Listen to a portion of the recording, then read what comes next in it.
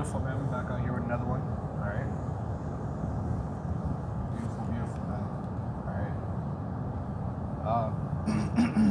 First and foremost, before we get into anything, I'd like to give all praises, honor, and glory be unto the Father and His Son, Yahawah, Sham, Yahawashi. All right. Yeah, that should be good. All right. And a sincere citation unto the brethren pushing this work. Sincere risk their life and freedom to do so. I'm the brother by the one to back out here. Another one is very proud of Yahawashi.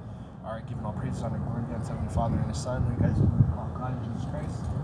Yahawashi. All right, we're back here with another one. All right, and another man. We out here another day, another hour, another second, man. Another month, another year. Okay, another minute. All right, I'm out there pushing the word. All right, the word of Yahawashi out here to send the message. Okay, and today, man, through the Spirit of Yahawashi, we're going to be going into the topic of the mark of the beast, man. Okay, it's been a while since we got into it, but yeah, man. I'm just going to be going to probably an article, maybe two. The Spirit is there, okay? And yeah, man. All right. You know, pretty much. That's pretty much what's been going on a lot, man. When you're going into these prophecies, you keep going into these prophecies, man. It's the same thing over and over again because the Lord is warning you, okay? A warning is going to stay the same, man, okay? Right? The warning's not going to change because it's a message. You know what I mean? All right? So if you're expecting something different, okay, every single time, all right, it's not going to be different because if I'm moving or, I'm shooing or whatever, man, you guys already know what the program is, man. It's these damn flies, these wasps. Man, this area, man, it's just something else. But, yeah, man, through Spirit, man, okay, that's what it is, okay? All right? That's what it is. So, hey, man, we're pretty much going to get into it. Actually, I don't think I can pull up the article on my phone, but we'll see if it works, actually. Okay?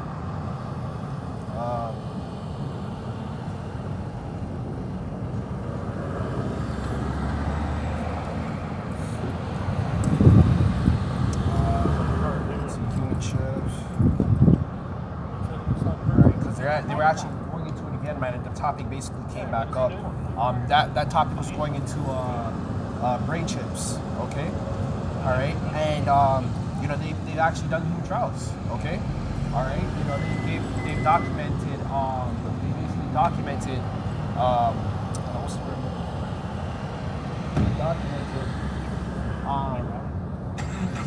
They basically documented a guy. He basically got healed. Or if you will, he basically got healed, all right? So basically what happened was, I think he had some type of, nerve damage or something like that, right? And basically they experimented on him, man, okay? They put it in his body somewhere, okay? I'm guessing the spinal cord or the brain, okay? And yeah, that's basically what was going down, okay? And he started walking, okay? The assistance of machines. And that's another thing I've been watching a lot lately, movies and whatnot. I love sci-fi movies, but I was going into that, man, and I was watching iRobot, and it just, gives you an outlook on, the stages we're at, man, how long and how far we've come, okay?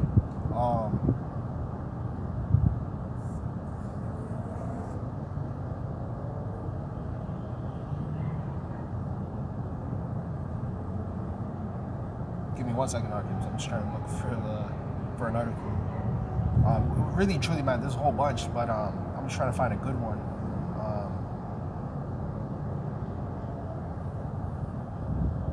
All right, but just in the meantime, man, yeah, man, okay. That's basically what it was, and there's actually a video on it, okay. But the guy basically, what happened was, yeah, okay. All right, which again, man, Esau's gonna have the ability to do that because he has to deceive the people. Right? The scriptures literally tell you that, okay. He shall deceive the earth, okay, and the inhabitants thereof, okay. The inhabitants are who? Okay, the people that walk upon the earth. All right, so he's gonna have to deceive these people, man. All right.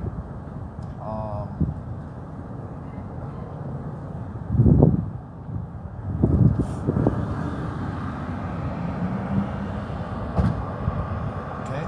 So again, here's one. Okay, and this is a statement. It says, "Well, was Elon Musk's brain chip approved?" Okay. It says, "How alarmed should we be?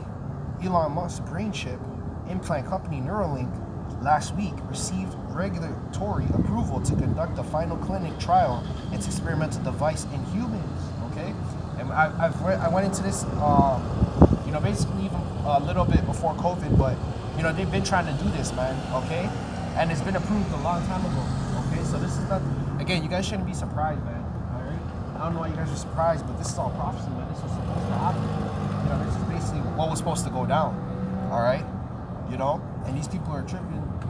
You know, they're honestly, man, they're gonna take it, man. Okay, because again, Esau's coming with these statements.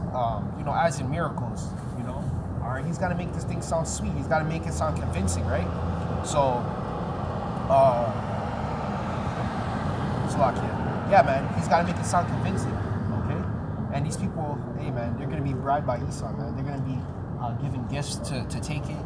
You know, they're going to be threatened to take it, you know, losing their job. Again, man, you know, the same concept over again, losing your job, right? You're going to have the concept of you losing your job. You know, the concept of you being shunned out of society, okay? All these things you guys have to put into perspective when it comes to considering, you know, the Kragma, the whole topic about it, man, okay? And if you don't know what the Kragma is, I use it as a code word, obviously, because of the algorithm, but the Kragma, okay? Kragma, in a sense, is the mark of the beast, okay, which is in the scriptures, which means the RFID chip, okay, a manually implanted device that's going to be implanted into your body, okay. So we're going to start off in Ecclesiastes chapter 4, verse 1, all right. Ecclesiastes chapter 4, verse 1. It says, "So I returned and considered all the oppressions that are done under the sun, and behold, the tears of such which were oppressed, and they had no comforter," right? And this is talking about the Israelites, man, okay? Because the Israelites were in a state of oppression in the later times, okay? If you guys don't understand that, okay? But the Israelites were in a state and still are in a state of oppression in these times, okay? Right? And the oppression has to come from who? An oppressor, okay? So again, man, you know, these people, again, Elder Pastor said it, but I'm going to do a lesson on it, basically going into, what was it called, man? Yeah, we're no longer slaves, physical slaves anymore, you know? As in, you know, we don't have to, you know, work for free labor, get beaten, all these things. We don't need to go through that anymore, okay? What we go through now is we're a slave to the dollar, we're a slave to credit, okay? That's what we're a slave to, okay? Jake is a slave to, not even just Jake, but the whole earth is a slave to that dollar bill, you know, if you will, all right? So let's keep going. It says, "And on the side of the oppressors, there was power." Right? So, again, Esau was given the power. Okay. All right. That's why we went into last week. We were talking about what? What was the topic? It was talking about World War III. Okay. Where did Esau get the power to split the atoms? You know? All right. You guys should watch that movie Oppenheimer, man. Again, going into, hey, man, that's why I watched that movie, man, because that movie was actually spiritual, man. All right. They went into it all. All right. You know? And Esau was fighting against Esau too. Okay. That was the whole movie concept, man. Esau was fighting against Esau, and what were they trying to do? They were trying to outdo each other when it came to a power basis. Who's going to overthrow the other?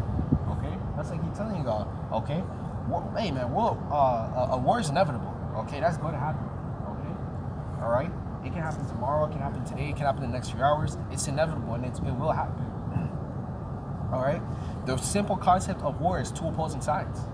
Okay, in the world right now that we live in, not everybody's on one accord. You have this country with that matter, that country with that matter, okay? Eventually, you're going to have to come to the realization that these countries are going to have to pick sides, you know? All right, they're going to have to pick sides, and that's what, hey, man, that's just coming down to, man. All right, that's why I keep making the videos on BRICS. I made the videos on BRICS for you guys, okay? I went into the European Union, okay? What's going on with that Ukraine situation, all that, okay? These are acts of war, man, okay? People are picking sides. Right? What did Russia do? Russia wiped away 23, I think it was $1 billion in debt for those African nations, because what they were doing was developing what was it called, man? They were developing their economy, okay, building buildings for them, okay, skyscrapers, all that, okay, right? That's the side of Africa. They don't show you. They were doing that to the place all over the world. That's why these countries are indebted to Russia and stuff, okay? But hey, man, whether what the plan was, the inevitability of a World War III is going to happen, man. Okay, and the Kragma is a part of that, man, because the Kragma is a part of the agenda. Okay, they want you, okay, to be in servitude to them. Okay, hey man, once you take that Kragma, that shit, man, is raps. There ain't no coming back. You can't repent. Okay, you can't take it out of it. Oh yeah, I don't have it no more. No. Once you took that karagma, you accepted Esau as your God. All right. It says, and on the side of the oppressors was power, but they had no comforter, right? So the comforter, aka Yahawashi, is there for what? Okay, protection. Okay, a comforter is a form of protection. Okay, security. Okay, which is what the Israelites always had. Okay, the Israelites always had a form of comfort, protection. All right, they always had that. All right.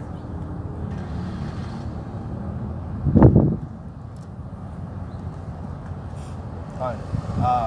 This is Revelation chapter 7, verse 4. We're going to go back into the article too. All right? So just hold up on that. All right? Because that's all the articles be pushing out, man. Hey, man, that's the majority of articles anyways, man. Okay? The articles be out there. They give you more news than the news itself. Okay? Because what the articles do, even if you don't even look at it that way, it actually gets your mind jogged. You know? Like, you actually start thinking. You know, you're like, oh, shoot, this article said that. Man, what does that do? That kind of opens up your consciousness a little bit to question it and to think about certain things, you know, put things into perspective. All right. So much goddamn wasp. Shit. Revelation chapter 7 and verse 4.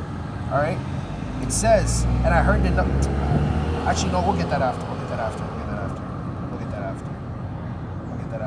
Isaiah chapter 45 and verse 7. Okay, we'll get that after. It's a lot. That's more leaning towards the end of the topic. All right, this is Isaiah chapter 45, verse 7. It says, we'll start at verse 5. It says, in the Lord, there is none else that there. I am the Lord, and there is none else. There is no God beside me. Okay, so the Lord is the only power. And that's why the Lord said He is to be feared. Okay? The reason why I bring the scripture out is because, again, you accepting that karagma is you accepting Esau as your God. Okay? Hey man, so why man wants to be just like God, man? Okay? Because when you go into the concept, when you read the book of Obadiah, what does it talk about? Okay, it always talks about the Esau having the fallacy, or what? The idea of being a God, or God himself, man. Okay? Alright, and that's just the pride that Esau had, because when you go into the pride, what does it go into? The same thing Pharaoh had, man. Okay? Pharaoh had the same concept of conquering the world. Of course he did. Every major emperor, Caesar, okay, king, ruler, they always have the concept of what it would be like to rule the world. Esau had the same vision, man. Okay? That's the reason, for, and the idea of what? The Tower of Babel, man. The main thing, okay? The Tower of Babel tells you that, man. Okay? The Tower of Babel tells you about Esau wanting to conquer the world, man. What did he want to do? He wanted to bring everybody under a one world idea, okay? A government, okay? The government stands for power. So they wanted to be under one power, man. Okay? Alright? The karagma is the same concept, man. Okay? Alright? Actually, matter of fact, let's go back to the book of Ecclesiastes, because the scriptures tell you that there's no new thing under the sun, right? A lot of the ideas of what past empires would do, new empires would do is what?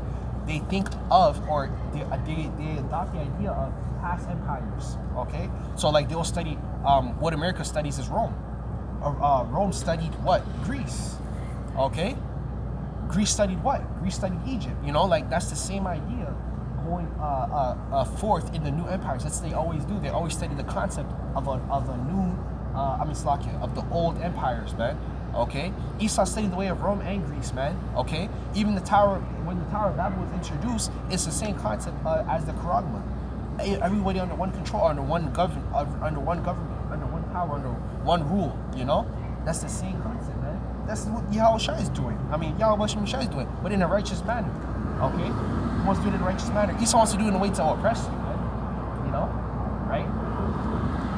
And that's what you guys be seeing, man. All your rights people, hey man, all these, that's why these Edomites be fantasizing about 1950s, 1940s and shit. You know, because that's when they were at their peak, man. You know? Right, let's get this. This is Ecclesiastes chapter 12 and verse 4. It says, and the door shall be shut in the streets when the sound of grinding is low, okay, meaning work, okay? Oh, Slaki. You know what? Yeah, let's get this, man. All right? Grinding is low. And he shall rise up to the voice of the bird, okay?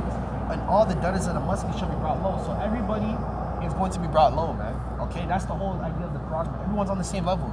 Even these celebrities, man. These celebrities that sold out, man. Hey, man, you just served your purpose, man. Okay? You distracted the people while the elites were able to fulfill their plans. You doing what they were doing. Okay? Because what these people were doing was what? Okay? Actually, I think I'm going for a little while. Yeah.